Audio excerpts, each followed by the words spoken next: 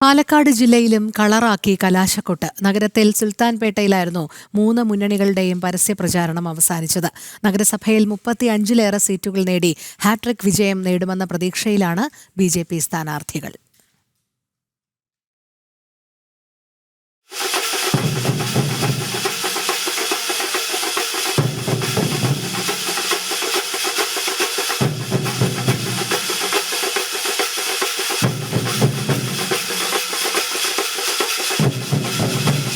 വടക്കന്തറ ക്ഷേത്ര മൈതാനിയിൽ നിന്നാണ് പാലക്കാട് നഗരത്തിൽ കലാശക്കൊട്ടിന്റെ ഭാഗമായുള്ള NDAയുടെ തെരഞ്ഞെടുപ്പ് റാലി ആരംഭിച്ചത്.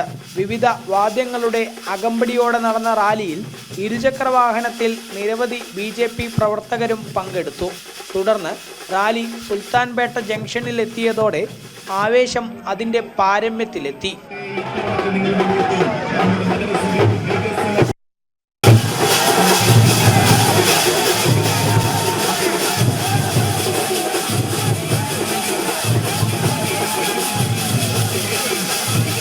സ്ത്രീകളും കുട്ടികളും ഉൾപ്പെടെ പരസ്യപ്രചാരണത്തിന്റെ അവസാന നിമിഷങ്ങൾ ആടിയും പാടിയും ആഘോഷമാക്കി.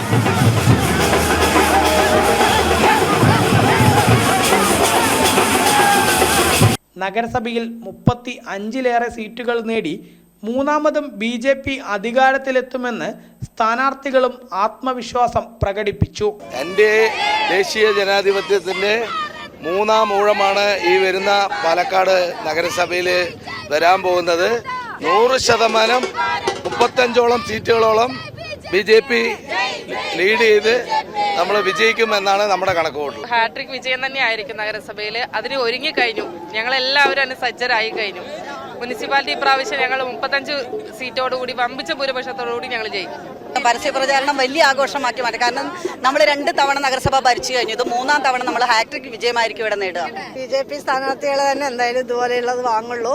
എന്തായാലും അടുത്ത ലക്ഷ്യം ഞങ്ങൾ 35 സ്ഥാനാർത്ഥികൾ ജയിച്ച് BJP ഹാട്രിക് മുനിസിപ്പൽ ഭരണം ഏറ്റെടുക്കാൻ വേണ്ടിയിട്ടാണ് നിൽക്കുന്നത്. പാലക്കാട് നഗരത്തിനു പുറമെ ഒറ്റപ്പാലം, ഷൊർണൂർ തുടങ്ങി വിവിധ നഗരസഭാ പരിധികളിലും അകത്തേത്തറ, പറളി, മലമ്പുഴ തുടങ്ങി വിവിധ പഞ്ചായത്തുകളിലും കലാശക്കൊട്ട് വലിയ ആവേശത്തിലായിരുന്നു.